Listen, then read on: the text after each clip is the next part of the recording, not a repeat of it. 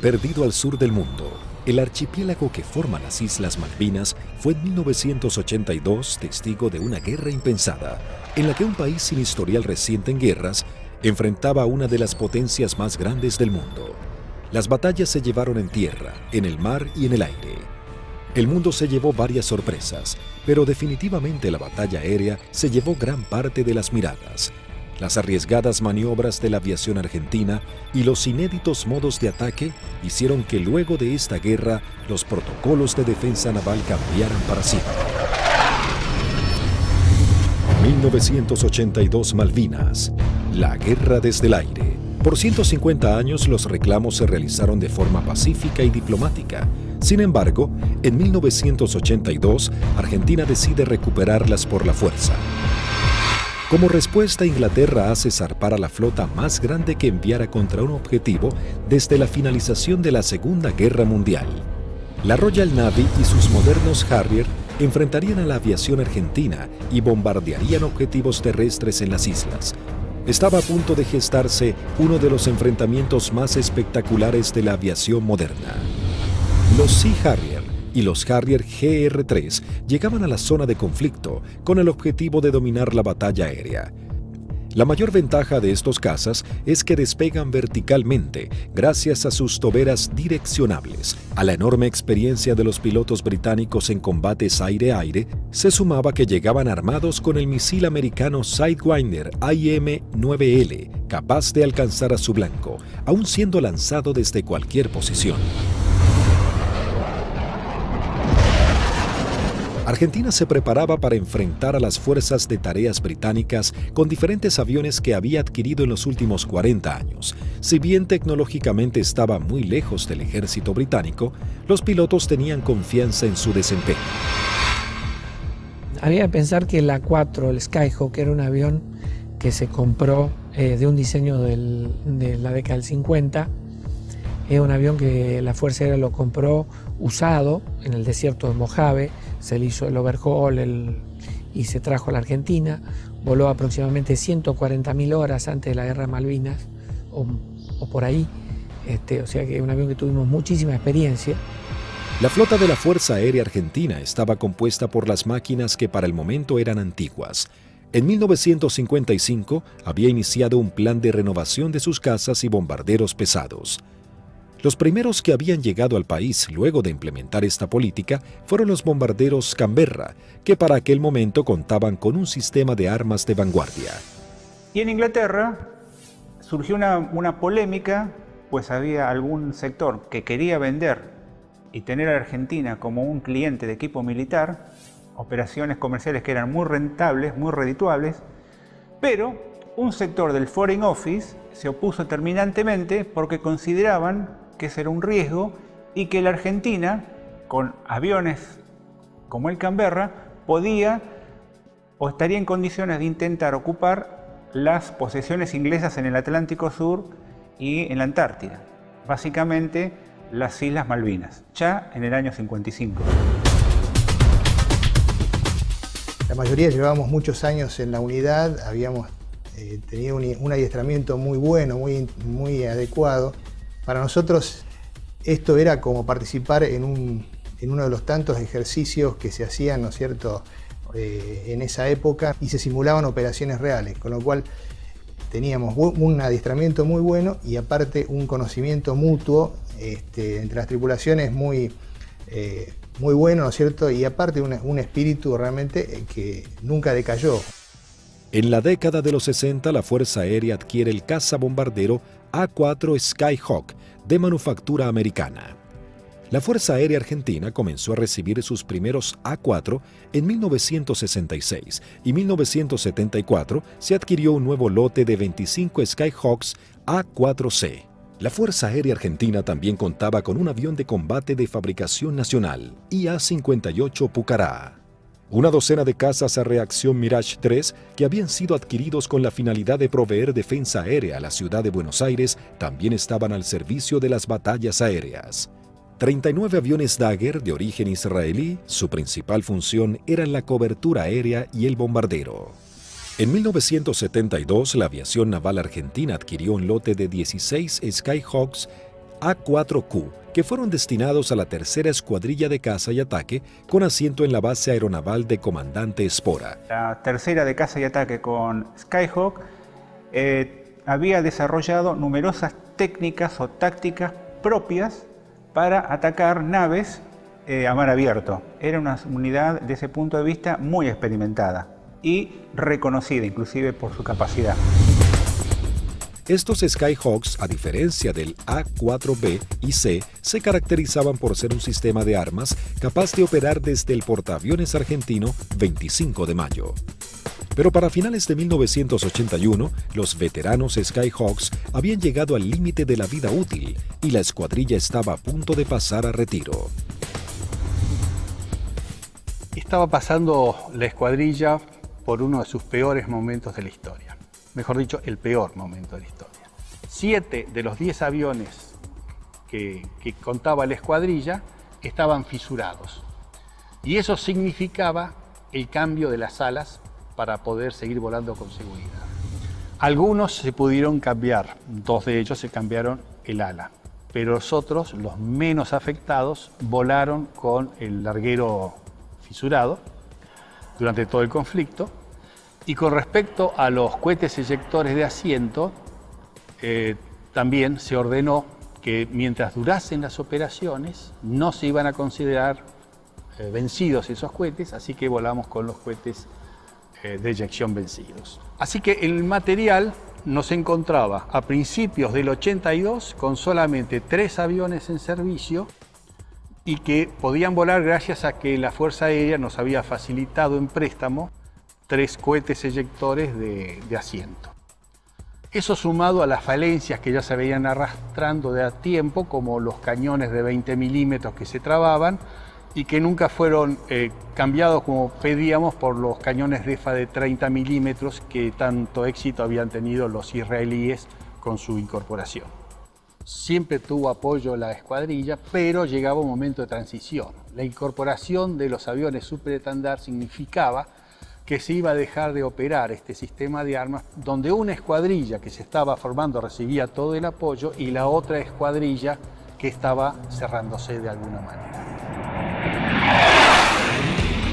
Finalmente, la Armada Argentina acababa de adquirir una nueva tecnología francesa, el caza bombardero embarcado Super Étendard, capaz de lanzar el misil AM-39 Exocet concebido para ataques a unidades de superficie.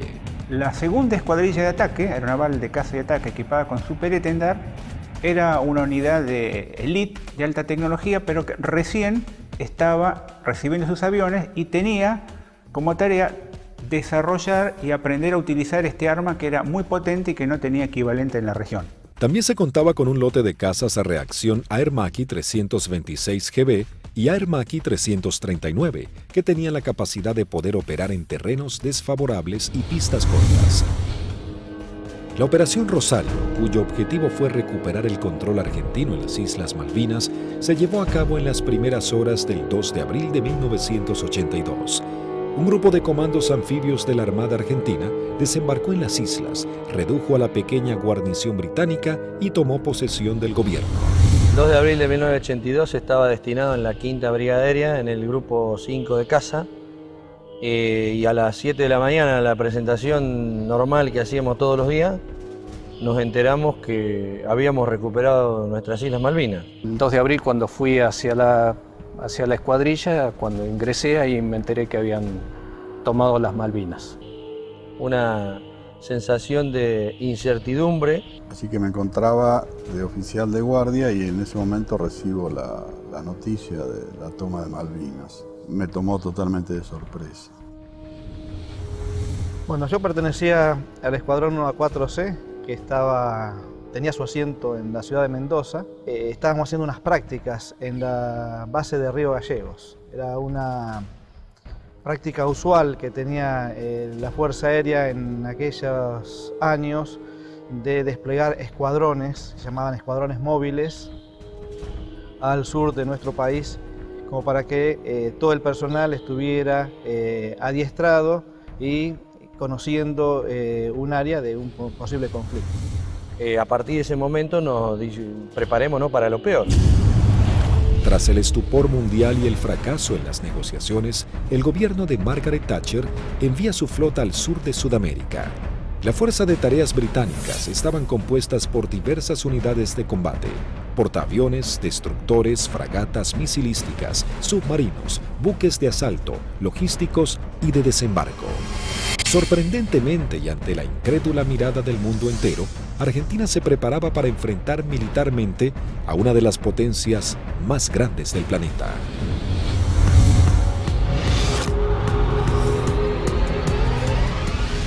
Los pilotos argentinos tuvieron un veloz entrenamiento para aprender a neutralizar objetivos navales sin ser derribados. La operación exigía sortear los sistemas de detección y defensa de los buques para poder aproximarse al blanco y lanzar sus bombas por encima del mismo. Había que equilibrar la inferioridad tecnológica con la capacidad humana.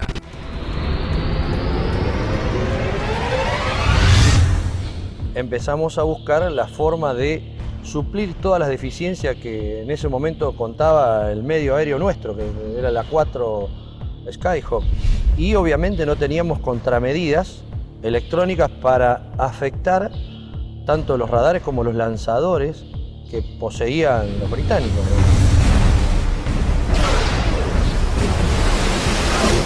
Los misiles que tenían desde 30 kilómetros, desde 20 kilómetros, 15 kilómetros y a partir de ahí cañones o armamento liviano, digamos. O sea, tenían una defensa muy grande para un solo elemento que podía ser un destructor, digamos.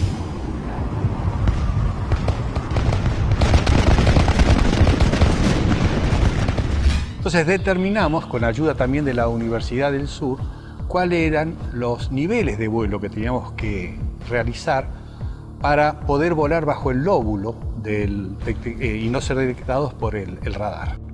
Eso nos dio a qué altura teníamos que estar en función de la distancia a donde podíamos encontrar el blanco. Y la última parte, ya desde unos 50 kilómetros del blanco, teníamos que volar por debajo de los 15 metros, bastante pegados al agua, para no ser detectados por ese lóbulo. Dentro de los 20 kilómetros ya nos tomaba. Pero esa demora impedía que los sistemas de armas dirigidos por radar pudiesen apuntarnos con mayor anticipación y eso evitaba de alguna manera o demoraba la posibilidad de ser derribados.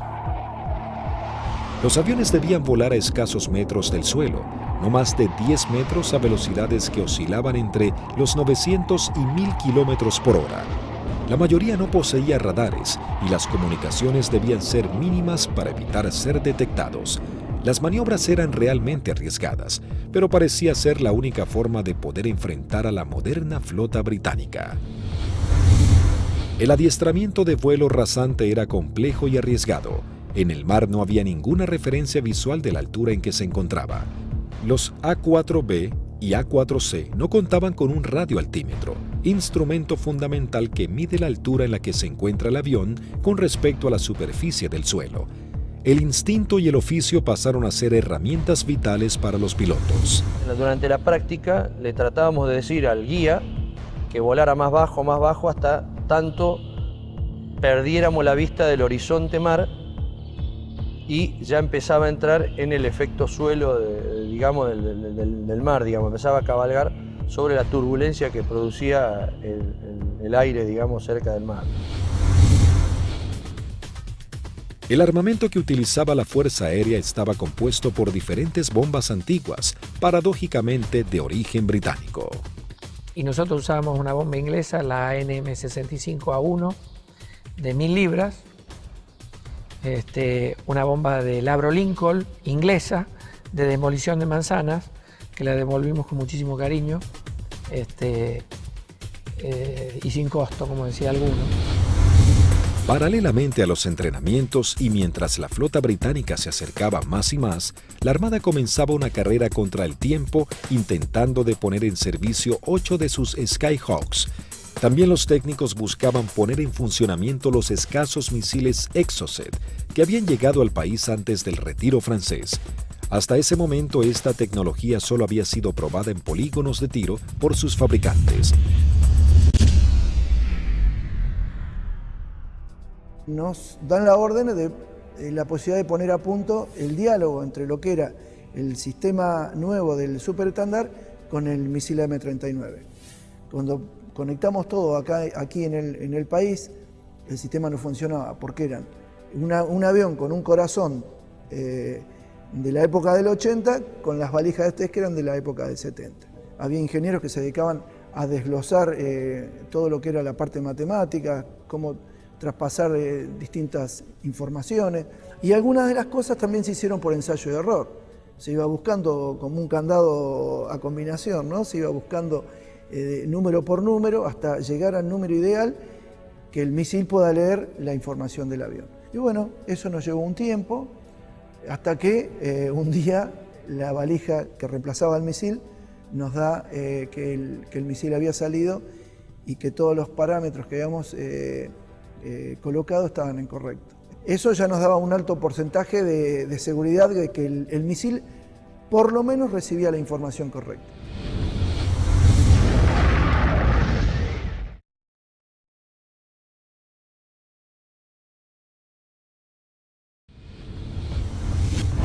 El 25 de abril, la flota británica llega a la zona y realiza sus primeras operaciones bombardeando las islas Georgias del Sur y retomando su control. 5 días después, el 1 de mayo, tiene lugar el inicio de los enfrentamientos en las Islas Malvinas y comienza la batalla aérea. 2 bombarderos Avro Vulcan británicos despegaron de las Islas Ascensión con la intención de dejar fuera de servicio la pista de Puerto Argentino. Al enterarse de la noticia en los aeródromos de Río Gallegos, Río Grande y San Julián, las secciones interceptoras se preparan para entrar en acción. 2 Dagger de la primera sección de Río Gallegos regresan al continente sin haber encontrado ningún objetivo. Una segunda sección de Dagger de la base de Río Grande es la primera en hacer contacto con aviones Harrier británicos. Al despegar hicieron contacto con el radar Malvinas, operado por la Fuerza Aérea Argentina. Con un alcance de 300 kilómetros a la redonda, se convertía en los ojos de los pilotos. A través de ellos podían saber qué aeronaves había en el teatro de operaciones.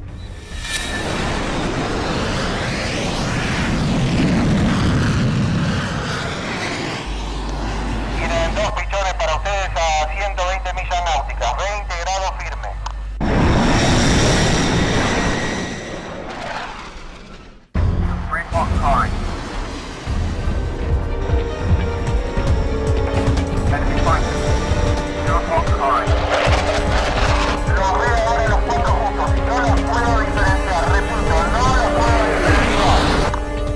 Los 4 interceptores comienzan a dar giros buscándose unos a otros, los argentinos con 22.000 pies y los Harrier 4.000 pies más abajo. Ahora los tienen a 9 millas de frente y a 1 milla del costado derecho.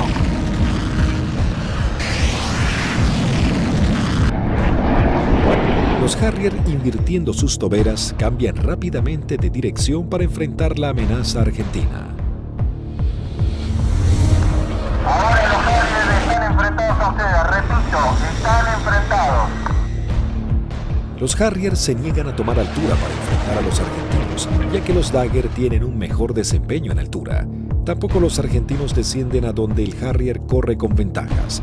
Por esta razón no se produjo combate alguno.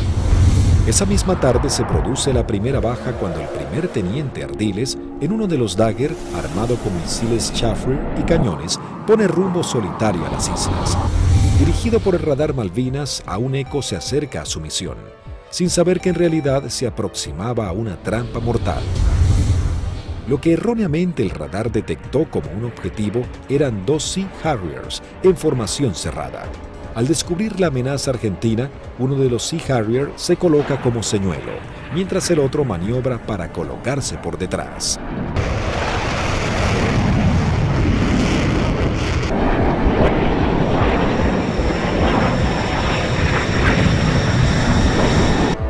Ardiles se coloca en posición de disparo y lanza un misil Chaffee que es evadido por el piloto británico. En esos segundos decisivos, el segundo Harrier logra colocarse detrás del avión de Ardiles y acciona su disparador lanzando un misil contra el Dagger. El piloto argentino no pudo eyectarse. Tras patrullar la línea de la costa, 3 Dagger de la base aérea de San Julián prosiguen hacia Puerto Argentino. Antes de llegar se encuentran frente a 3 buques británicos que están bombardeando el área. El destructor y las 2 fragatas abren fuego contra los aviones argentinos sin poder alcanzarlos. En ese momento el capitán Di Meglio lanza sus bombas sobre el destructor. Luego los Dagger inician el escape mientras una patrulla de Harrier va a su encuentro. Los aviones británicos abortan inmediatamente su ataque cuando 2 Dagger armados con misiles se interponen entre ellos y la escuadrilla para facilitar el escape de los argentinos. El 1 de mayo habían comenzado las hostilidades y ambos bandos mostraban todo su poderío y el valor de sus pilotos. Era el bautismo de fuego para la Fuerza Aérea Argentina.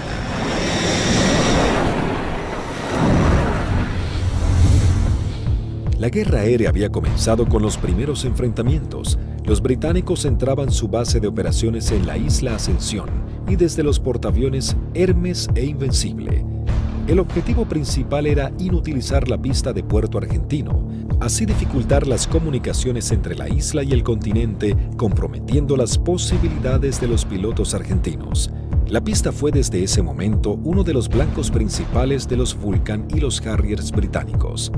La primera baja en la pista es el mismo 1 de mayo, cuando los Sea Harrier bombardean al Pucará del teniente Yukik, alcanzando a su piloto y gran parte del personal que trabaja en el lugar. Fue el primer contacto con la guerra en sí, digamos, ¿no es cierto? En definitiva, nosotros habíamos tenido ya el aviso que había sido atacado Puerto Argentino a eso de las 4 de la mañana, y a partir de ahí nosotros entramos a movilizarnos y tratar de sacar los aviones, porque la mayor debilidad era el momento de puesta en marcha. Es decir, uno estaba sentado y había gente que estaban apoyando en la puesta en marcha del avión, que también la inexperiencia por ahí, uno se pregunta por qué había tanta gente, pero todo con el ánimo de colaborar y que los tiempos para que saliera lo más rápido posible fuera corto.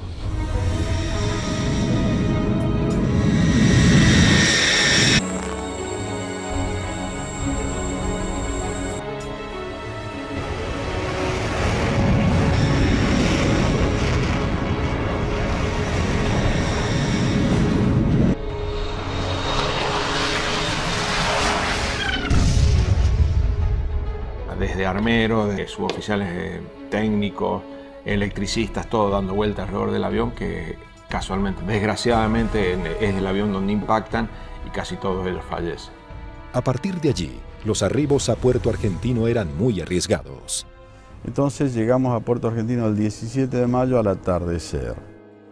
Y me sorprende cuando llegamos porque no hay nadie recibiendo honor. Aeropuerto fantasma, no había absolutamente nada. Veía el cráter, estaba lleno de esquirlas, y mientras estaba mirando eso, de pronto veo una camioneta que se empieza a acercar a la distancia de la cabecera opuesta. Para la camioneta, se baja un conscripto y me dice: corra jefe, que hay alarma roja. Y empezamos a sentir ruidos de turbinas y se aproximan 2 Harriers. Y habríamos hecho unos 30, 40 metros cuando miro a la derecha y explota una bomba en la cabecera 26, un poco más alejada, unos 100 metros de la cabecera 26. Los Harrier pasaban, hacían la PAC, la patrulla aérea de combate en San Carlos, y a la vuelta con una bomba de 1000 libras en el medio, tiraban la bomba y se volvían. O sea que la cantidad de alarmas rojas era muy abundante. El 2 de mayo, el submarino nuclear británico Conqueror hunde al crucero Ara General Belgrano. En la operación mueren 323 marinos argentinos. La guerra había comenzado de la manera más cruda para Argentina.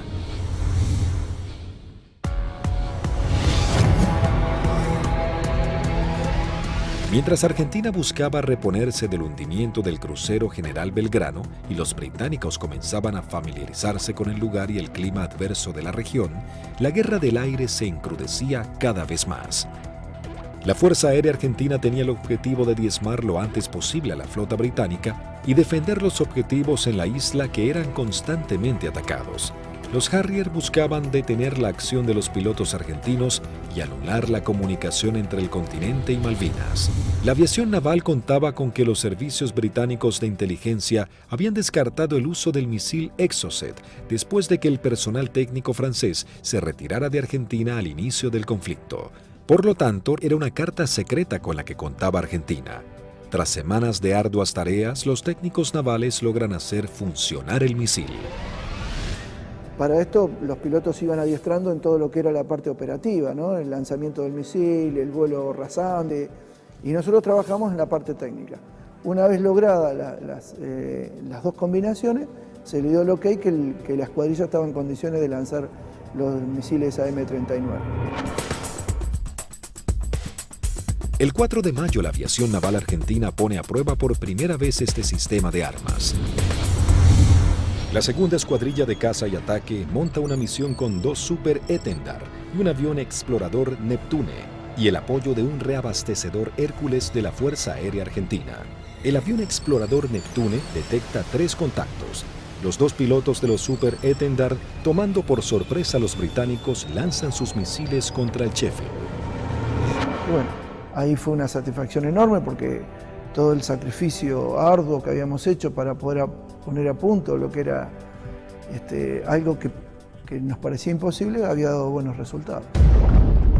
La aviación naval argentina lograba hundir el primer buque británico y se convertía en pionera en la utilización de esta tecnología. El extremo entrenamiento comenzaba dando esperanzas a los pilotos argentinos. Tras días de bombardeos y cañoneos sobre los puestos argentinos en las islas, las réplicas de los soldados y los pilotos argentinos, los ingleses habían logrado interrumpir las rutas de contacto entre los puestos y la base argentina. La comida comenzaba a escasear en la vanguardia y el clima bajaba abruptamente.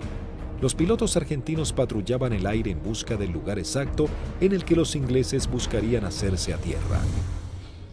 Y a partir de ese 1 de mayo, a través de todas las acciones que realizó el escuadrón y los escuadrones de otros sistemas de armas,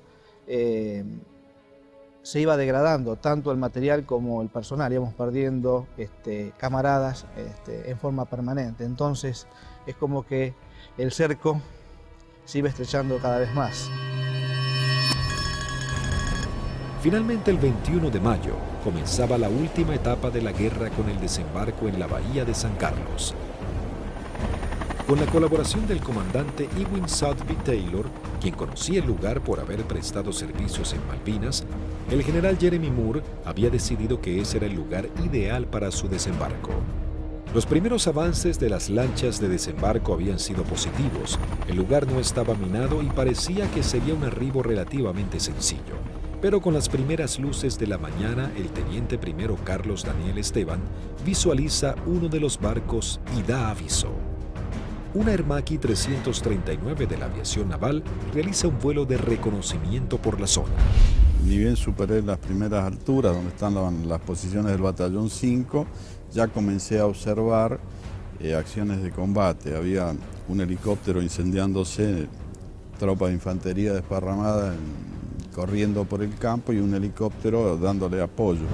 El aviador naval ingresa al estrecho de San Carlos, divisa un helicóptero en vuelo estacionario para alertar sobre posibles ataques aéreos. Me preparo para atacar ese helicóptero y ya me preparo para disparar. Observo todo el despliegue naval inglés sobre el establecimiento San Carlos. Rápidamente descubre que en el lugar había por lo menos media docena de buques ingleses. Con el piloto inglés nos alcanzamos a mirar. En ese momento recién él me ve. Kripa realiza un brusco giro a la izquierda, pasando a escasos metros del helicóptero. El helicóptero de la Fuerza de Tareas Británica alerta a los buques advirtiéndoles que un jet argentino va hacia ellos. Maniobrando su Hermaki, Kripa somete a su avión a varias G negativas, respondiendo de manera efectiva. Una vez que entro en la corrida de tiro, el buque comienza a tirarme. Yo con cañones y cohetes solamente podía producirle daños muy pequeños, entonces mi intención era tratar de dejarlo fuera de servicio al buque, es decir, atacar todo su sistema de radares, de radios, antenas. Volando en forma rasante se coloca en posición de disparo contra el primer buque que cruza frente a su mira de tiro.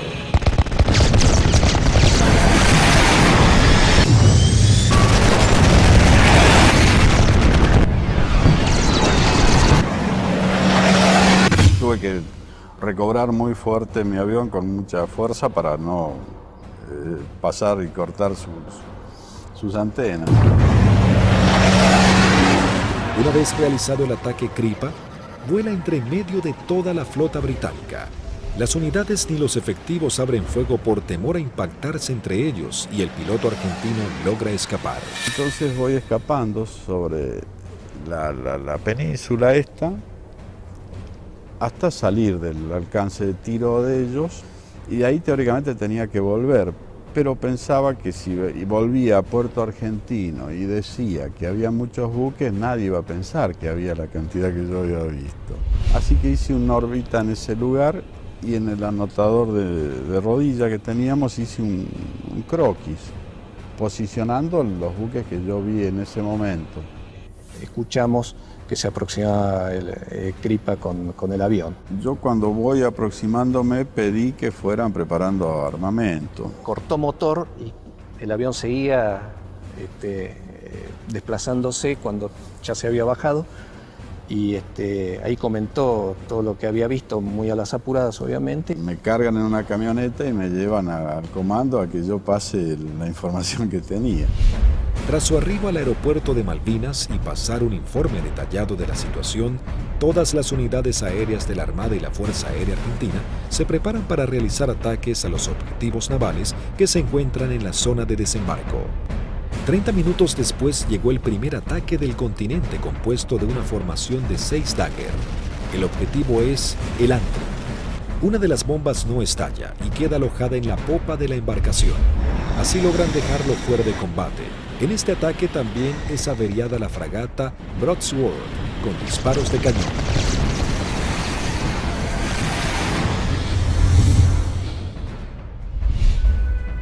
En Río Grande, las escuadrillas de Dagger y A-4Q navales parten para atacar blancos ubicados en el estrecho de San Carlos. Argentina intentaba dominar el espacio aéreo en el archipiélago. Había poco que hablar en ese momento. Hicimos la última información de meteorología y con lo que nos trajo el capitán Castro Fox, salimos 2 secciones reforzadas. Yo salí con el teniente Márquez y el teniente Arca y el sublíder era el teniente Rótolo con el teniente Lecuri y el teniente Silvester.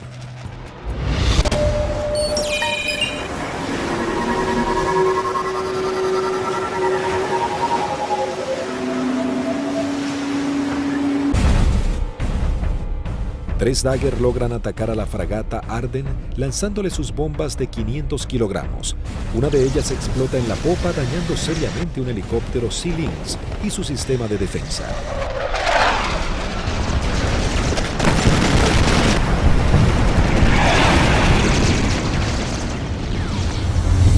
En ese instante, 3 A-4Q navales se aproximan en vuelo rasante a la bahía Ruiz Puente en búsqueda de algún blanco.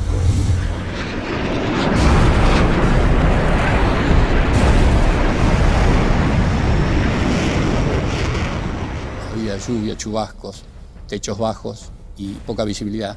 Condiciones totalmente desfavorables en caso de encontrarnos con algún buque inglés, porque su radar y su sistema de detección de blancos nos iba a ver y lanzar los misiles mucho antes que nosotros los viéramos a él.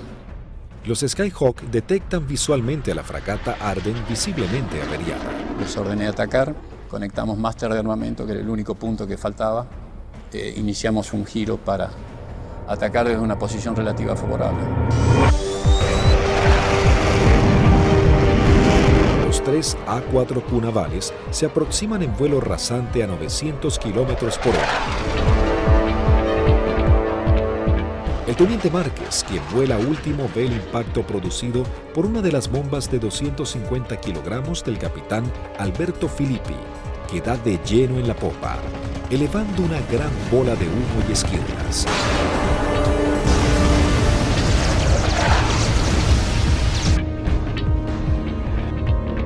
comienzo un giro hacia la izquierda y le digo a mis numerales que nos escapamos por la misma, quiere decir que regresamos a base por la misma. Dos Harrier que habían despegado del portaaviones Hermes para patrullar el área del sur del estrecho de San Carlos ven las explosiones sobre la popa de la fragata Arden e inmediatamente se lanzan en picada para prestar apoyo. Y escucho la voz del teniente Márquez que dice Harrier, Harrier.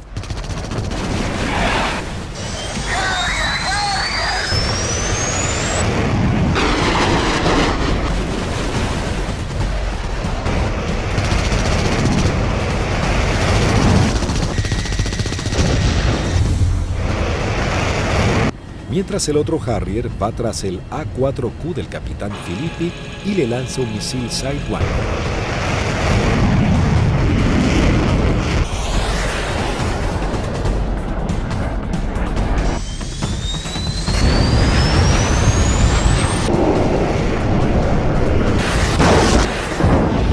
En ese momento escucho una explosión muy fuerte.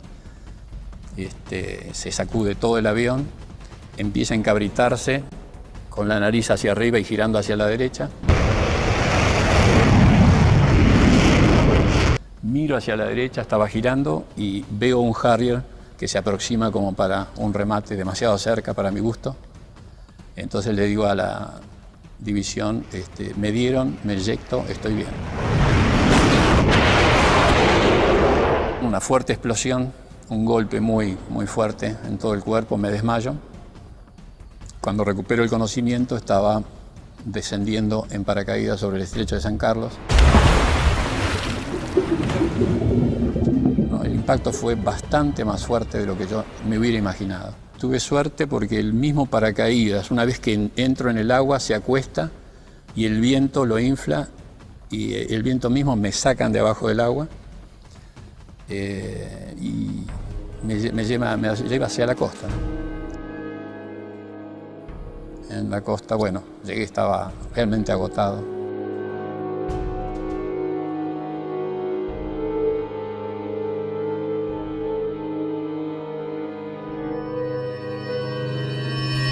La fragata Arden, con daños de importancia, también es señalada como el blanco de la nueva escuadrilla que se acerca a la zona. Llegamos al borde de la bahía y vimos un destructor en el medio, una fragata para nosotros tipo 21 en el medio del canal, y esa fue la que señalé y esa fue la que atacamos. El teniente Rótolo dice a babor y vimos a lo que después supimos que era la Arden en el medio del canal, del estrecho. Y sobre eso giramos inmediatamente. Y ya pegado al agua practicamos un zigzagueo que hacíamos bastante violento a baja altura para evitar que los controles de tiro nos pudieran concentrar el tiro sobre nosotros.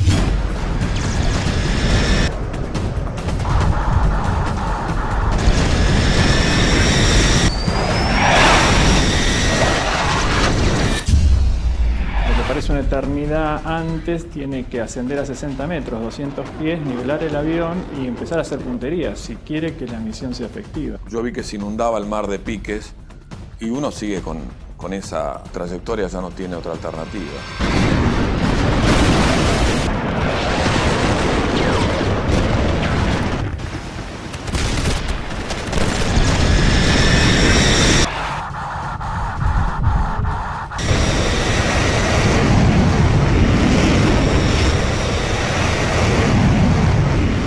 Yo vi el lanzamiento de Teniente Rótolo, horquillando el blanco, 2 bombas antes, 2 bombas después, y sobre las columnas de sus explosiones, de la explosión de sus bombas, lancé yo las mías.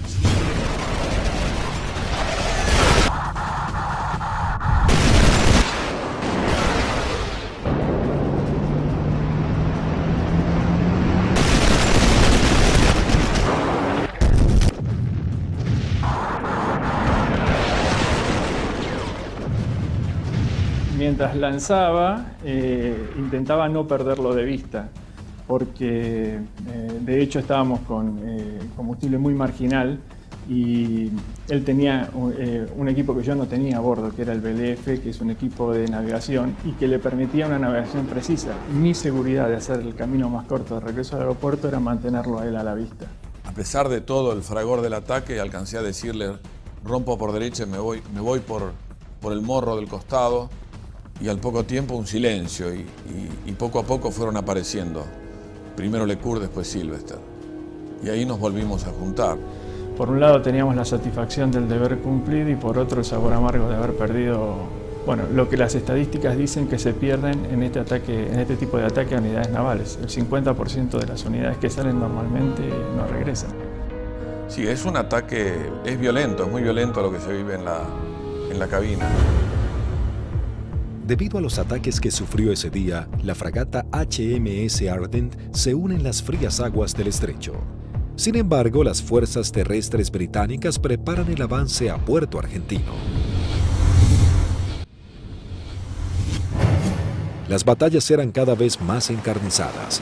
El ejército británico debía lidiar con las tropas argentinas apostadas en las islas, los ataques certeros de la aviación y con el clima que día a día se volvía más frío.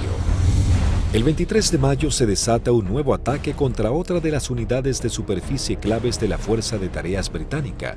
Esta vez el blanco es otra fragata clase 21, la Antelope. El primer ataque a los buques en San Carlos comienza poco después de las 9 de la mañana con escuadrillas de Skyhawks navales y de la Fuerza Aérea. Una segunda escuadrilla de 4 Skyhawks A4B de la Fuerza Aérea Argentina se abre paso a través del fuego antiaéreo y de los misiles. Los A4B a cargo del primer teniente Luciano Guadagnini y el alférez Gómez se dirigen hacia la fragata Antelope para atacarla. Guadagnini inicia su corrida de ataque, lanza su bomba y es alcanzado. El impacto deja su avión fuera de control, pero el piloto logra enderezar su A4, aunque no pudo evitar la colisión contra el mástil de la fragata. El piloto no alcanza a eyectarse antes del impacto.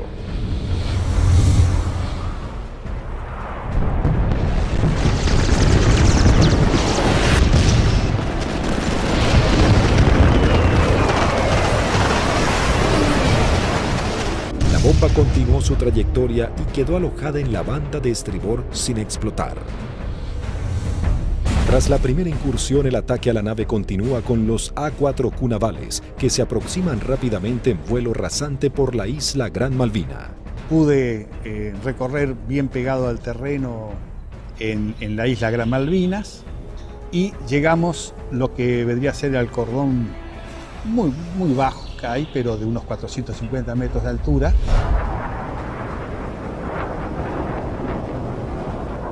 Tuve que descender para poder ir hacia la altura de lanzamiento, que son unos 100 metros, y el primer buque que vi en la bahía San Carlos era una fragata de tipo 21, tenía un helicóptero en popa, recuerdo, y me dirijo hacia ella como el primer blanco que había observado.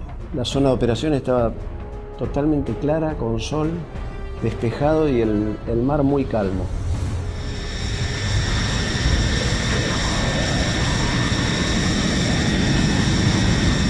Todo era como en las ejercitaciones que siempre hacíamos con flota, un buque que simulábamos el ataque, el buque que nos apuntaba, pero esta vez en vez de apuntarnos tiraba también. Inmediatamente que entramos a la bahía, empezaron a tirar. Y tiraban ya de tierra, se veían los fogonazos, sobre todo de la derecha y del frente.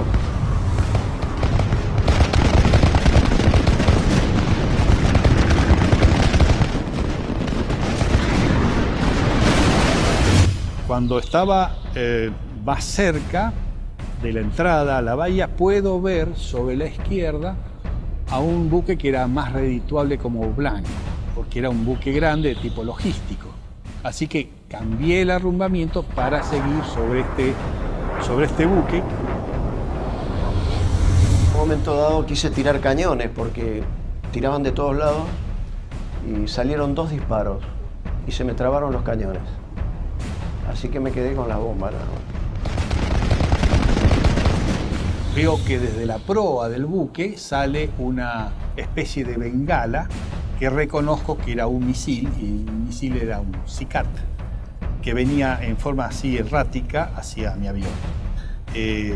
Hago una maniobra evasiva, un fuerte giro hacia la derecha, algo veo pasar por el costado así de la cabina. Pero evidentemente el misil ese me había sacado en la corrida de puntería, que si bien no me derriba, logra el objetivo de que yo no pueda lanzar con mayor precisión las bombas y evidentemente mi salva fue larga. Habían borrado las matrículas de los buques, así que se veía un buque gris clarito sin poder identificar qué buque era. Cuando paso lanzo, eran 2.000 libras de peso que largaba en un instante, el avión hace una cabreada, quiere subir, impido que suba y cuando miro adelante estaban tirando de todos lados.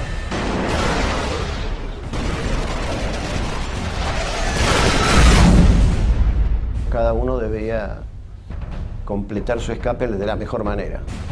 Como cuando estaba del otro lado digo yo, bueno, por donde yo vine no había nada, así que voy a volver por el mismo lugar.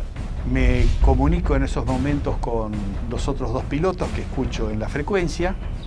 Se los escuchaba contentos porque, bueno, estábamos regresando. Yo aterricé, controlé normal el avión, no tuve ningún problema. Cuando llego al extremo de pista, aterriza su bizarreta, pero él venía con las 2.000 libras de bombas, revienta una cubierta en el aterrizaje y se empieza a ir de pista. Y ahí se eyecta y, bueno, fue una eyección fallida. Termina falleciendo a raíz de la eyección. Así que cuando salgo a los 600 metros, tenía la pista adelante, me dicen que aterrice del lado derecho, le pregunto por qué, me dicen que aterrice del lado derecho nuevamente, reafirman y bueno, cumplo esa orden de aterrizada sobre el lado derecho y en la carrera de aterrizaje veo que había un A4 que estaba en pilón, apoyado sobre la nariz, en el tren principal de la nariz y sin la cabina.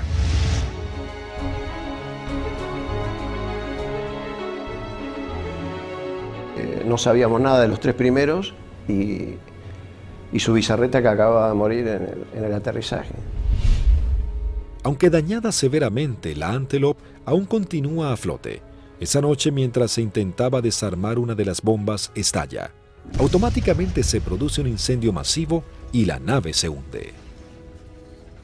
Con los británicos en tierra, listos para marchar a Puerto Argentino, la aviación se esforzaba más y más para frustrar sus objetivos. Por las noches, los Canberra arrojan bombas pesadas para hostigar blancos en las áreas donde las tropas británicas poseen puntos fortificados de artillería, logística y puestos de mando. Se usó la táctica, digamos, del tiro a gran altura, pero auxiliado por el radar.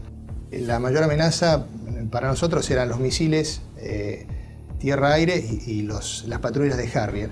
En la última oportunidad que tiramos sobre Monte Kent, el radar nos avisa de que se estaban acercando una patrulla de Harrier y nos fue dando las posiciones relativas, o sea, nos avisa que estaban a 25 millas, nosotros hacemos el tiro, realizamos la maniobra evasiva, a partir de allí le damos al avión la máxima velocidad posible, ¿no es cierto? Vemos que se acercan hasta 20 millas y luego empezamos a perder, digamos, a ganar distancia con respecto a los Harrier, con lo cual esa fue una amenaza concreta que no llegó a acercarse a la distancia de tiro. Con las primeras luces de la mañana del 25 de mayo, el mayor ataque de la aviación argentina comenzaba a gestarse. El almirante Woodward, jefe de la Marina Británica, previendo la situación, rápidamente despliega sus unidades para sostener los ataques. Los observadores navales argentinos mantienen actualizada la posición de los buques enemigos mientras las escuadrillas llegan a la zona. En el continente, los dos Super Étendard de la Armada Argentina preparaban los misiles AM-39 Exocet para un segundo ataque sobre la flota británica con un rumbo de acercamiento diferente para lograr una mayor efectividad. Los británicos tienen certeza que los aviones aparecerán desde tierra, pero los radares no pueden detectarlos. A las 15:20 horas surgen dos A-4B sobre la isla Borbón y se dirigen hacia mar abierto, encontrando a la fragata y el destructor frente a ellos. Los A-4B lanzan su armamento. Una de las bombas rebota en el mar e impacta sobre el buque atravesando su cubierta de vuelo, destrozando la parte delantera de un helicóptero Sea Lynx y luego cae al agua. Los otros dos A-4 se acercaban en rasante rápidamente hacia los buques.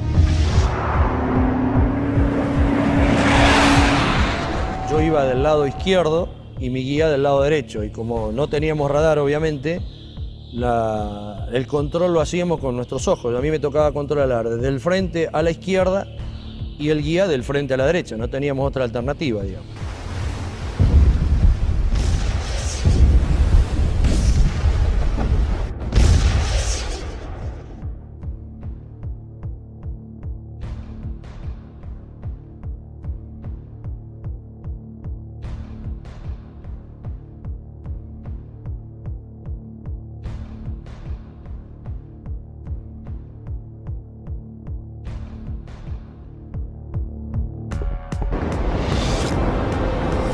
Inmediatamente el guía pone viraje brusco a la izquierda, dejando sin opción a Barrio Nuevo de tener que elevarse para esquivarlo entrando en el área de tiro del radar, que al estar en automático, inmediatamente lanza un misil Sea Dart. Escucho a la otra escuadrilla, Carballo, que dice el misil, el misil, el misil. Y Rinke, que venía atrás, le dice no se preocupe que va por otro lado.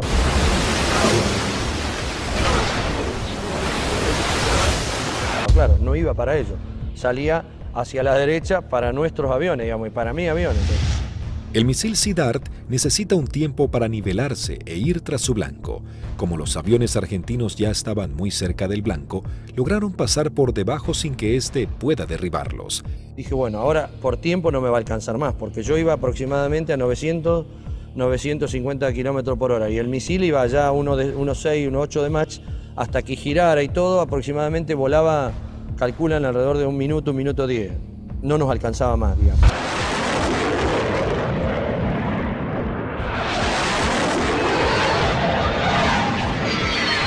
Yo lo veo al guía porque le iba formando un poquito más atrás, unos 50, 100 metros más atrás, y veo perfecta las bombas cuando la lanza y impactan a no más de 1 metro del agua.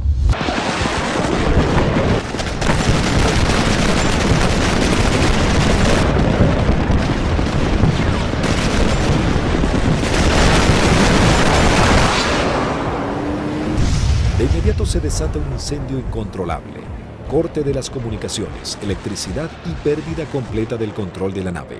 Cuando aterrizamos en Río Gallegos, estaban columnas de mecánicos, los primeros 200, 300 metros con banderas, saludándonos. Dijimos, yo pensaba, mirá que bien, estaban festejando el 25 de mayo, digo, contento que volvemos los 4 aviones, espectacular, bárbaro. Y cuando vamos a la plataforma para estacionar, vemos que hasta que el jefe de escuadrón viene a recibirnos y algunos pilotos. Yo no entendía nada, y yo como era el último avión, yo no me preocupé. Y cuando bajo, el jefe de escuadrón me maltrató. ¿Qué hizo? ¿Qué hizo usted, Alfredo? Yo le digo, el avión está en servicio, le digo, puede volar, no lo rompí, no hice nada. Le digo, está bárbaro. No, pero ¿qué hizo? Y ya me agarra de la solapa, eso no me lo olvido más. Así de la campera, de lo que le quedaba del chaleco salvavidas, y le dice, ¿pero qué hizo, señor? No sé, me despeiné en el vuelo, le digo, estoy desilustrado, no tengo ni idea. No, ¿qué hizo? Acaban de hundir un buque en 20 minutos. 19 hombres sucumben inmediatamente en el ataque y se hunde 20 minutos después de ser alcanzada.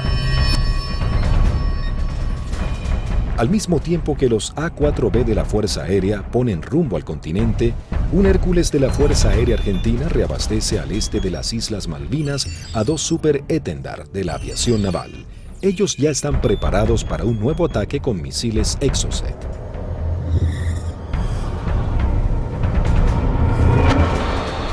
A unos 60 kilómetros de la flota británica, los Super Étendard detectan varios ecos en sus radares.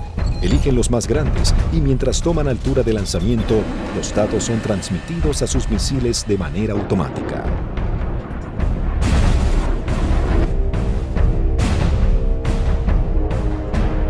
Una vez en vuelo, el misil es autónomo.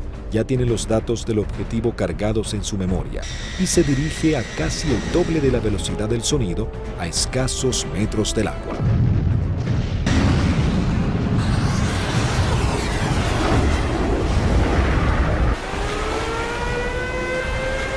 Nuevamente los británicos lanzan una alerta de combate.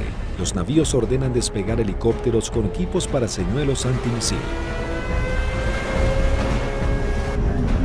Uno de los Exocet impacta en el buque e inmediatamente se desata un incendio que destruye elementos vitales para la operación anfibia que se desarrolla en San Carlos.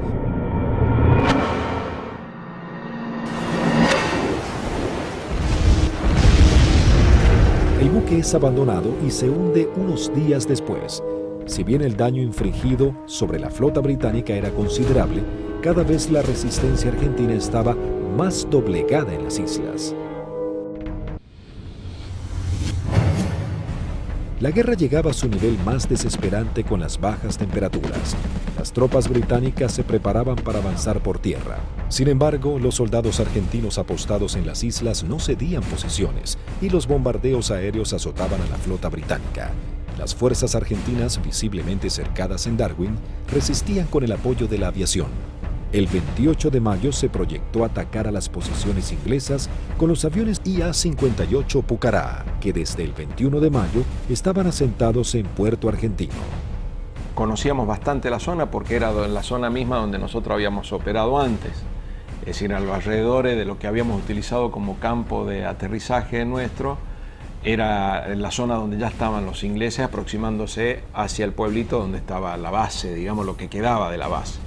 Yo alcanzo a ver algo que se mueve, levanto y hago una ráfaga de cohetes, siento una voz en la frecuencia de mi radio que me dice desde tierra, en Darwin, siga tirando que están ahí, siga tirando que están ahí. Y ahí empiezo a sentir dos disparos también que me empiezan a impactar en el avión.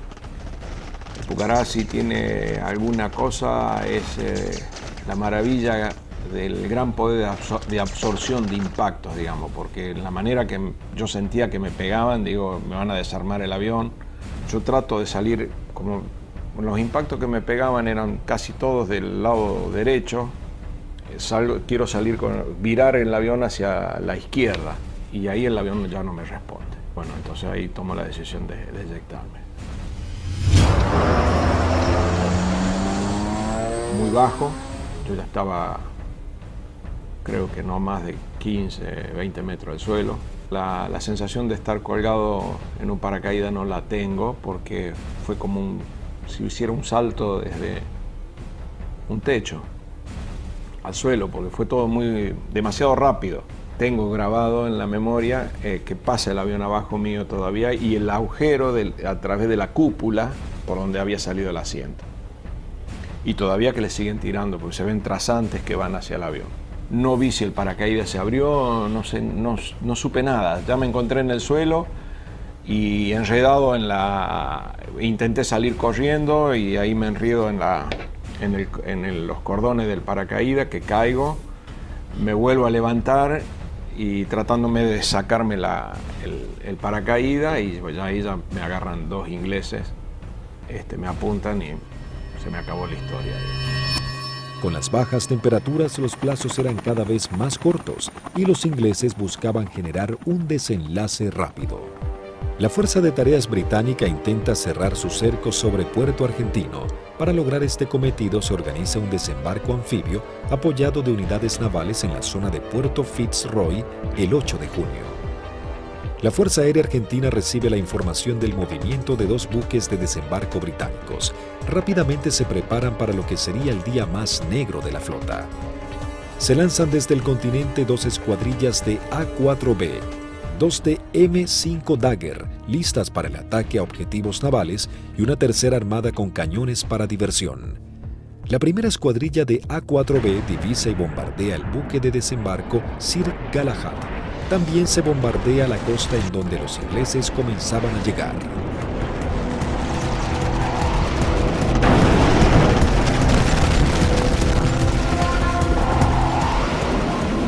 La Fuerza Aérea Argentina, sabiendo que ha logrado impactar en los buques de desembarco, redobla su apuesta y envía una escuadrilla de A-4C y 2 A-4B para bombardear las posiciones terrestres en la cabeza de playa.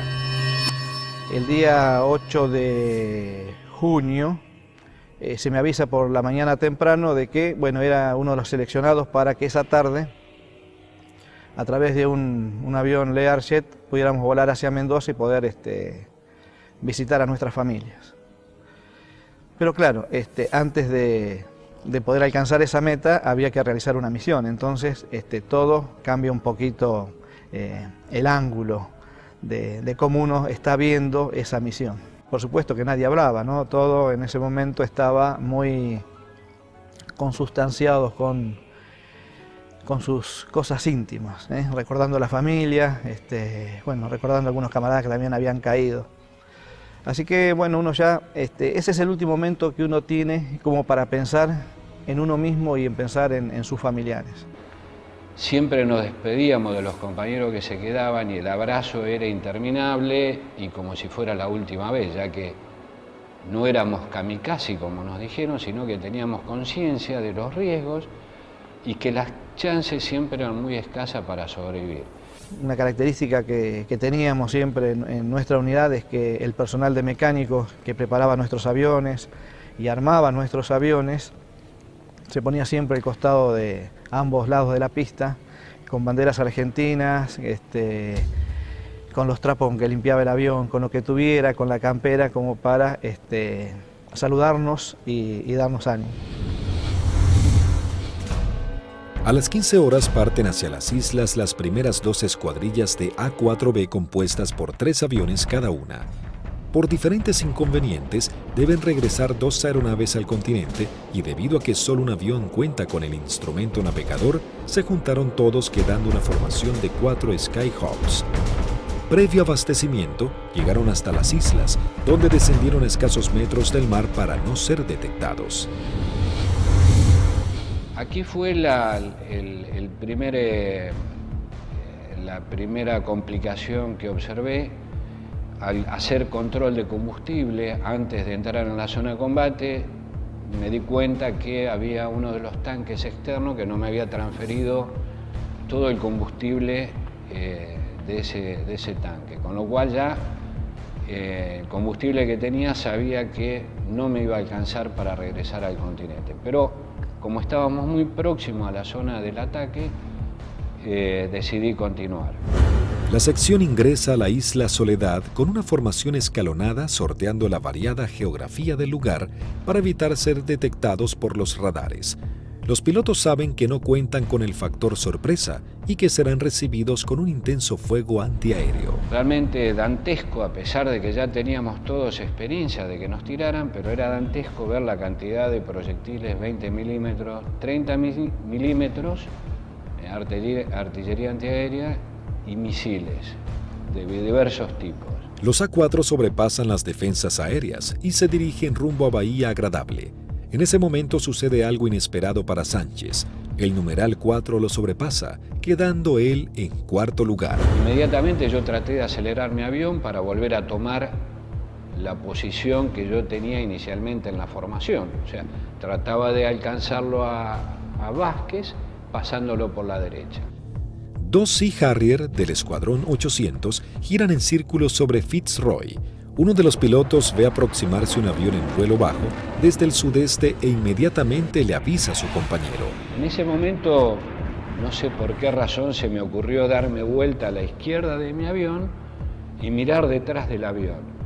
Y lo que se veían eran impactos de proyectiles atrás de mi avión, inmediatamente en la cola, y se levantaban surtidores de aguas, varios piques detrás de mi avión.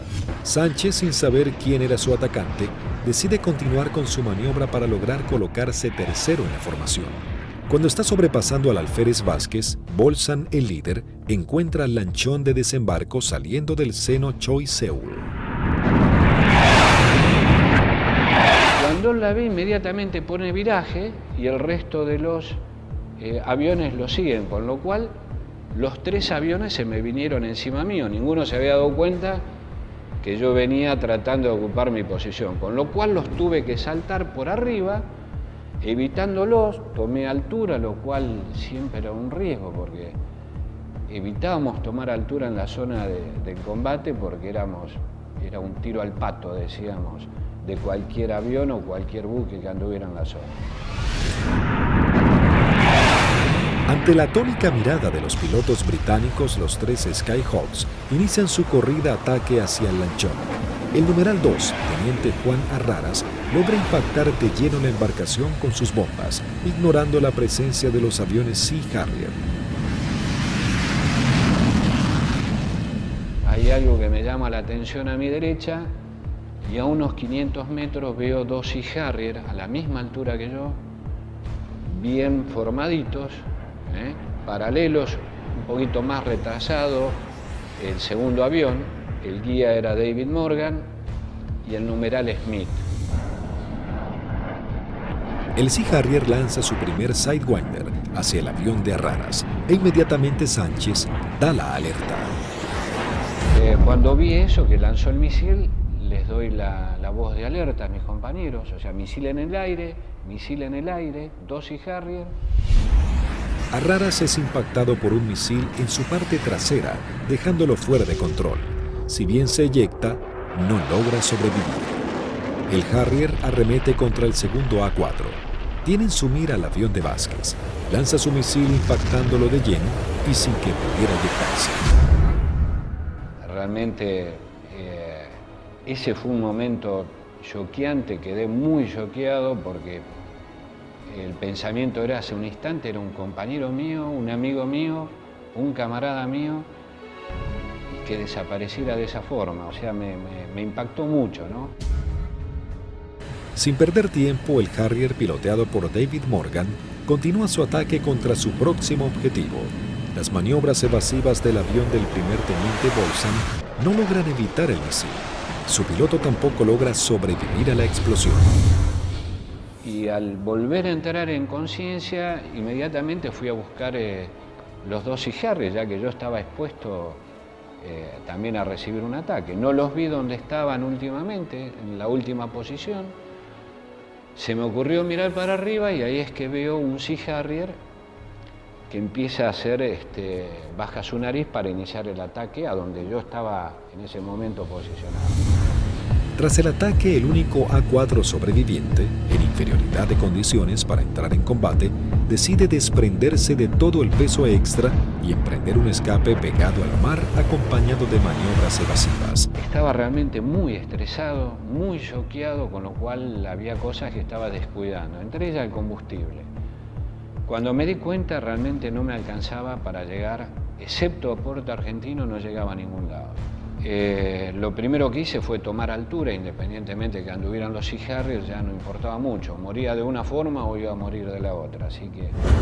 Sánchez toma altura y reduce su potencia de motor a fin de economizar el gasto de combustible, aunque queda expuesto a cualquier tipo de ataque. Mientras tanto, la sección de A4C entraba en la zona de combate atacando el personal que desembarcaba en la costa de Bahía Agradable.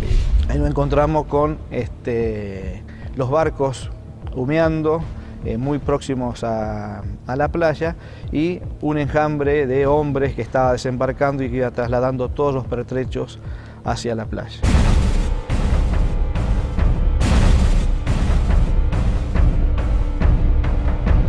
A partir del momento en que nos visualizaron, comenzaron a disparar tanto con armas livianas como con los misiles Blue Pie, que son misiles transportados por un hombre.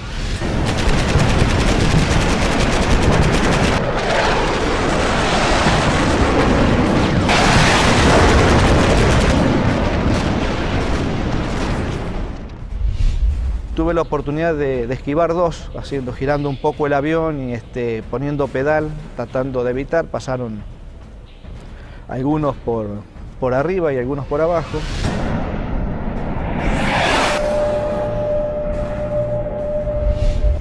Siento también una explosión en la parte delantera de mi avión, que bueno, puede ser algún misil que me haya tocado, pero pude seguir operando, lancé las bombas y en el momento en que giro a la izquierda veo a mi numeral que está escapando hacia la izquierda con una luz roja que lo está siguiendo.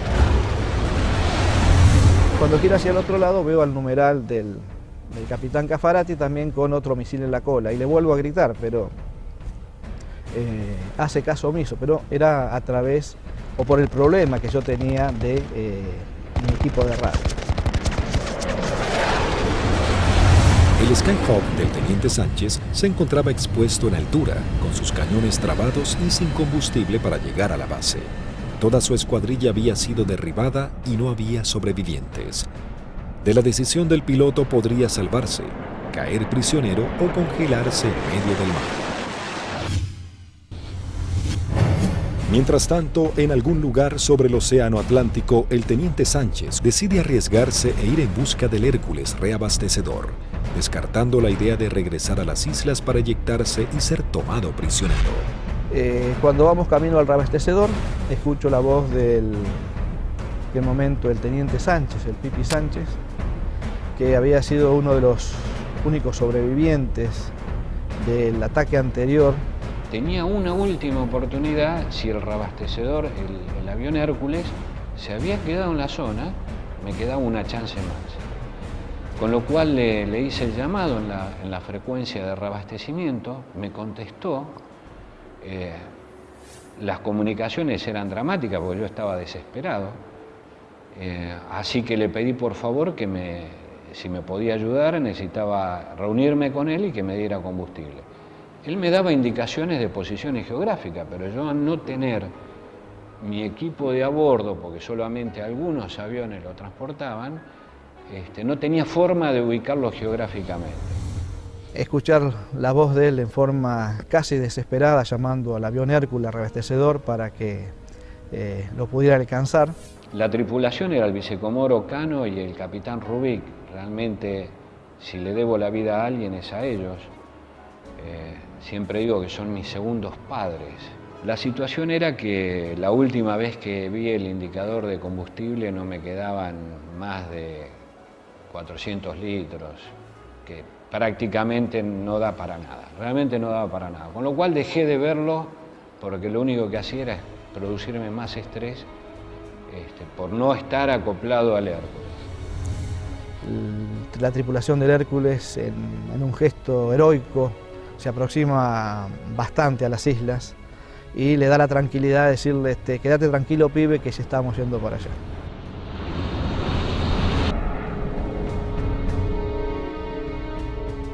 Y luego pude acoplar y me transfirieron combustible que me permitió llegar a Río Gallegos, a nuestra base. En el regreso, el brigadier Paredi observa que su indicador del nivel de aceite de su avión comienza a fluctuar. Nuevamente el fantasma de la caída en medio del océano vuelve a aparecer. Con lo cual digo, bueno, puede ser que me hayan producido alguna perforación, esté perdiendo aceite y se grane el motor y acá me queda a mitad de camino. Lo único que atiné fue a sacar mi libreta de control de procedimiento, donde tenía una foto de mi señor y mis hijos, para echarle una última mirada, para decir, bueno, por lo menos están en mi recuerdo hasta último momento. Afortunadamente el indicador, después de eso, no sé si fue mi familia o Dios que me dio una mano, esto se acomodó y pudimos llegar con felicidad a la base San Julián. Con las últimas luces del día, aterriza el teniente Sánchez luego de su trágica misión. Llegué prácticamente en las últimas horas, ya estaba oscureciendo. Me impresionó mucho en el momento que llegué a plataforma, choqueado, transpirado, mal, estresado, ver los mecánicos de mis 3 compañeros que no iban a volver, que los estaban esperando. Así fue como terminó ese día. Lamentablemente los 3 compañeros míos murieron, 2 fueron derribados por David Morgan y 1 por el Smith, volando sin largo.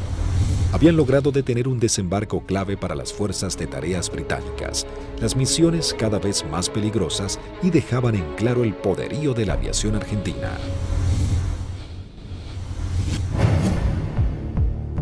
La guerra terminaba, sin embargo las misiones de la Fuerza Aérea eran cada vez más arriesgadas.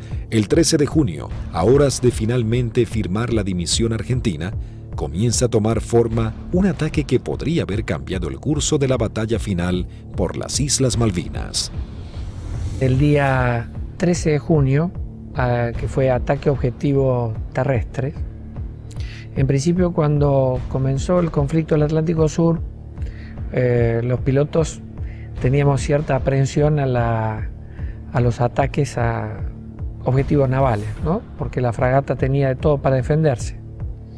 Cuando fue avanzando el conflicto y llegamos ya casi a los finales y los ingleses ya tenían buenas posiciones tomadas en tierra, realmente se complicaba el ataque a objetivo terrestre porque estaban las defensas terrestres, las aéreas y encima las navales, había que sortear todas. Pero realmente era para lo que habíamos estado preparados toda la vida, y creo que esa fue una misión en la cual los ingleses estuvieron sorprendidos de cómo nosotros llegamos al corazón del Estado Mayor, que estaba en Monte Dos Hermanas, al pie del Monte Dos Hermanas. 2 escuadrillas de A4B del Grupo 5 armados con 3 bombas retardadas por paracaídas toman parte de la última misión de combate de la Fuerza Aérea Argentina. La acción es osada y peligrosa: atacar y destruir el comando del Estado Mayor británico del general Jeremy Moore, jefe de las fuerzas británicas. En esa misión volamos casi unas 350 millas, un equivalente a unos 700 kilómetros, rasante. Iban tan bajos, tan rasante, que el chorro de los aviones quedaba marcado en el agua. Entonces me resultaba más fácil seguirlos. Y ahí escuchamos al radar Malvinas, que salió en frecuencia y preguntaba: ¿hay alguien en frecuencia? Fue la primera vez que en mucho tiempo que el jefe de escuadrilla rompió el silencio de radio, el capitán Varela, y dijo: los nenes. Muy bien, dice radar Malvinas, yo tengo, no los tengo, pero tengo una PAC al norte, 2 aviones, etcétera, etcétera. Tengo una al sur, tengo una al oeste y tengo una al este. Le volvió a preguntar el capitán: ¿usted nos ve? El radar Malvinas le dijo: no. Entonces ellos tampoco. A las 12 horas del mediodía, las 2 escuadrillas ingresan al área de Malvinas para dirigirse a su blanco. Cuando estábamos sobrepasando el acantilado, vimos que estaba posado ahí un helicóptero, un Sea Lynx británico, que son los que lo usaban ellos como de vedores. Y yo pienso que ese helicóptero informó la posición nuestra, informó la entrada nuestra a la isla. Inmediatamente de eso, el radar Malvinas empezó a dirigir al aire, dar todos los movimientos a las PAC. Todas las PAC iban concentrándose hacia el lugar de nuestra ruta. Los A4B toman vuelo rasante máximo, en formación cerrada, pegándose contra el terreno para evadirse de los Harrier que venían a derribarlos. El jefe de escuadrilla observó un soldado inglés con su casco y su fusil que subía una colina y lo encontró de frente al avión. Evidentemente estábamos volando muy bajo. Varela iba como siguiendo el terreno, volando bajo, y por momentos se perdía de vista.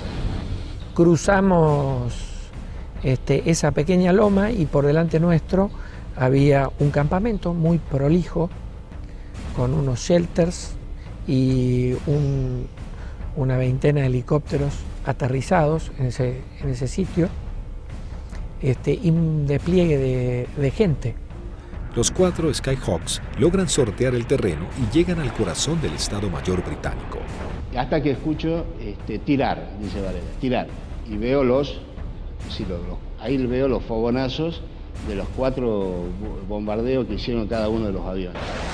Los A4B se dirigen directamente al cuartel general y lanzan sus bombas.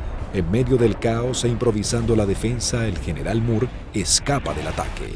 Pude ver el impacto de los helicópteros en marcha y el impacto de los cañones nuestros, una mancha marrón que iba pegando en cada uno de las puertas del helicóptero. Yo era la primera experiencia que tenía de haber tirado tan cerca. Incluso uno de los helicópteros despega y, digamos, nos pone el rotor de frente al avión. La segunda escuadrilla, al mando del teniente Cepeda, entra en acción realizando un segundo ataque sobre los cuarteles de Muro.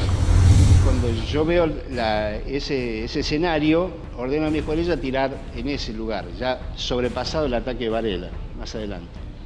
Tiramos las bombas y bueno, vamos a salir. Yo salgo, sigo la línea de vuelo y venía un helicóptero, un Siquín, cruzando de mi derecha a izquierda. Y empecé a disparar a ojo, pero como la munición es trazante, me quedaba marcado por dónde iba la munición, entonces yo veía y movía el comando como para que barrerlo al helicóptero con la munición.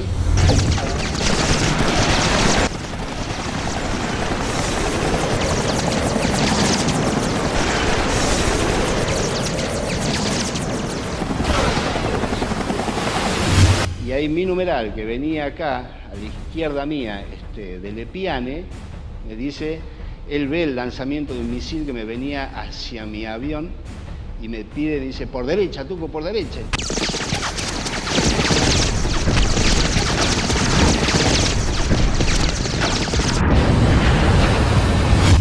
Decidimos salir en forma individual, atravesando las islas, con regreso al continente, por a San Julián.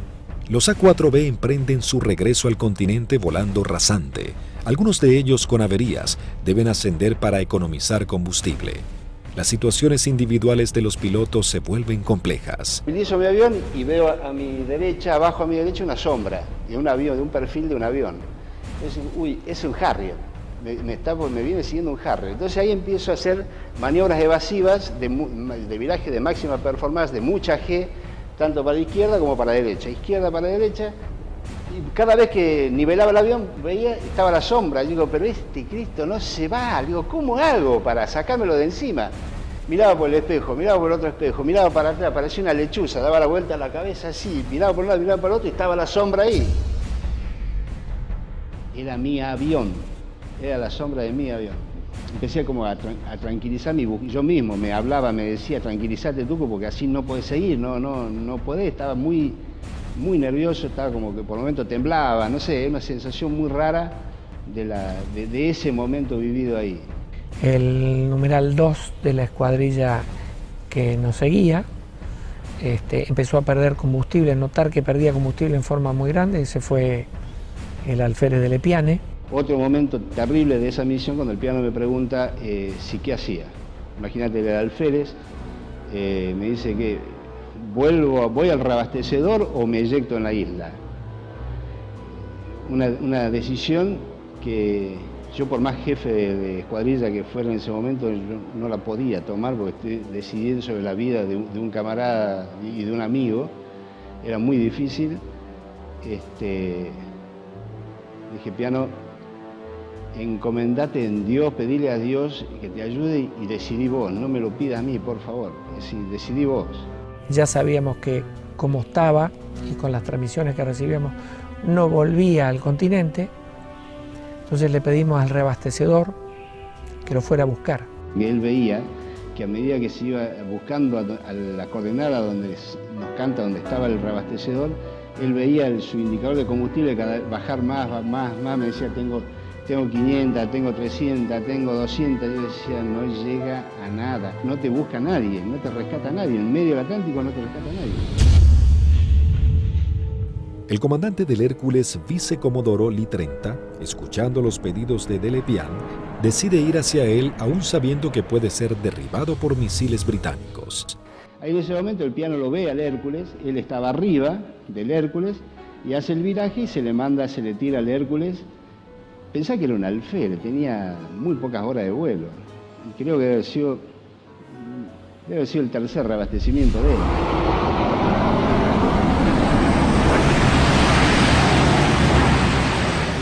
Ahí el reabastecedor se arrimó a las islas en un acto de arrojo terrible, ascendió, lo buscó, lo encontró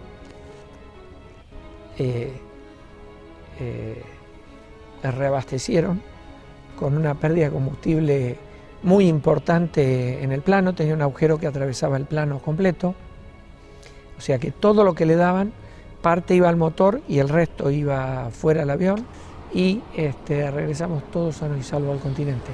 Todos llegamos, incluso de Lepiane.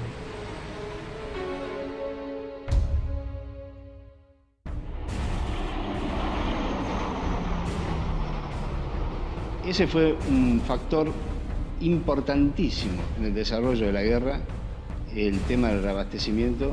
Nosotros estábamos muy compenetrados y nos entendíamos muy bien con los pilotos, las tripulaciones de Hércules, y fue uno de los secretos mejor guardados de la guerra y en la cual le dio la posibilidad de éxito a muchas misiones de la Fuerza, fue que los ingleses nunca pudieron encontrar dónde hacíamos los reabastecimientos. Buscaron por todos lados, nunca encontraron un Hércules haciendo reabastecimiento. Las misiones extremadamente peligrosas en las que se embarcaban los pilotos eran los últimos actos heroicos de una guerra que ya llegaba a su fin. El 14 de junio de 1982, las tropas británicas finalmente ingresan en Puerto Argentino y se firma la rendición argentina. El general Mario Benjamín Menéndez, jefe de las guarniciones argentinas en las islas, le informa a su par británico que solo puede responder por sus unidades en Malvinas. El general Moore insiste en la necesidad imprescindible de interrumpir las acciones y Menéndez le reitera su falta de control sobre la Fuerza Aérea y la aviación naval, pero le garantiza que no efectuará ningún pedido de misiones. Moore comenta sus experiencias en San Carlos y Monte Kent, donde noche a noche eran bombardeados por los Canberra, y agrega que el día anterior había salvado su vida por un minuto al ser atacados por aviones A-4B. El conflicto deja a los británicos con su flota desmantelada y no es posible proseguir con las operaciones navales. En ese momento, si alguien le pone un valor en números, y un avión que no valía más de $50.000, y una fragata CL-42 valía $550 millones puesta en el puerto. O sea que si uno hace números, realmente no resiste mucho análisis. La guerra económica la ganó la Fuerza Aérea Argentina, desde ese punto de vista, ¿no? Y la Armada con sus A4, porque eran aviones viejos que nadie calculó que tenían la capacidad de hacer el daño a una de las primeras flotas del mundo. Bueno, creo que hicimos bien los deberes. Hicimos aquello para lo cual estábamos adiestrados y creo que lo hicimos bien. Yo creo que esa es la demostración más grande del profesionalismo y de la cadena que hace que ese hombre, en definitiva el último eslabón, llegue y cumpla con su objetivo.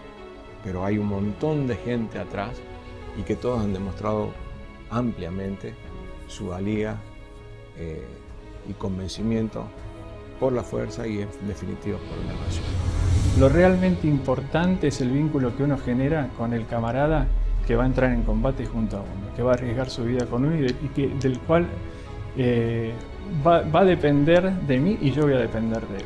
Son los que nos permitieron trabajar como un grupo realmente integrado y yo particularmente me siento orgulloso de haber pertenecido a los halcones navales.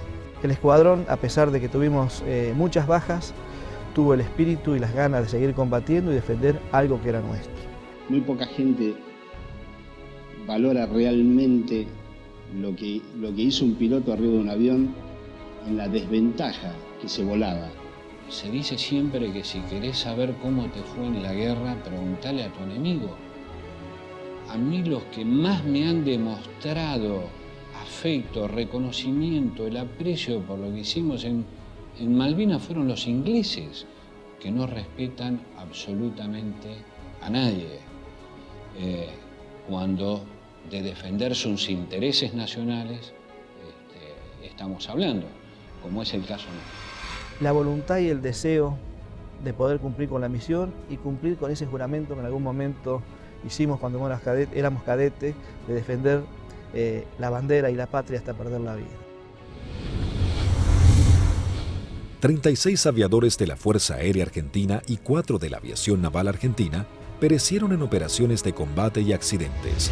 Los que más hay que resaltar de lo que fue la participación de Argentina en Malvinas, hemos dejado grandes hombres, padres de familia, dieron su vida, que es lo más caro que hay, para defender ese interés nacional, y no lo tengamos en cuenta y no lo resaltemos.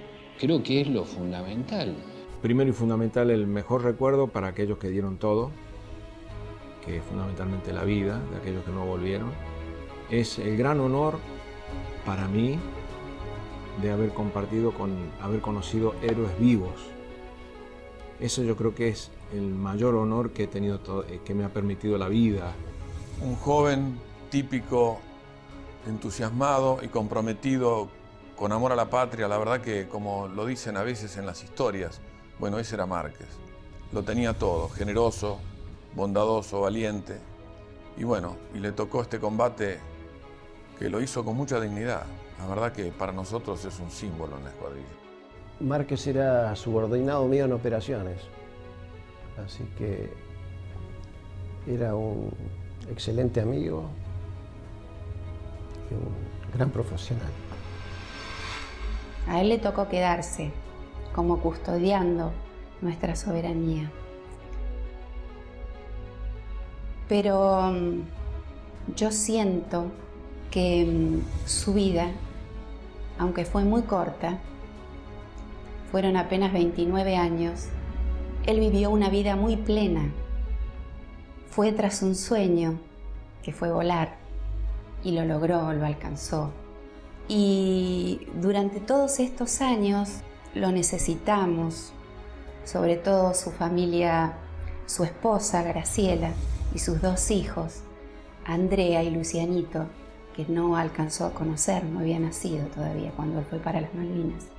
Y si yo tuviera que decirle algo, le diría: misión cumplida, querido hermano. Allá están y nos siguen esperando. Malaver, sigue esperando Bustos, Gavassi, Nívoli, Ibarlucea, Arrarás, Vázquez, Bolzán, todos nos están esperando. Así que es un dolor que todavía uno lo está tratando de superar, a pesar de los 27 años.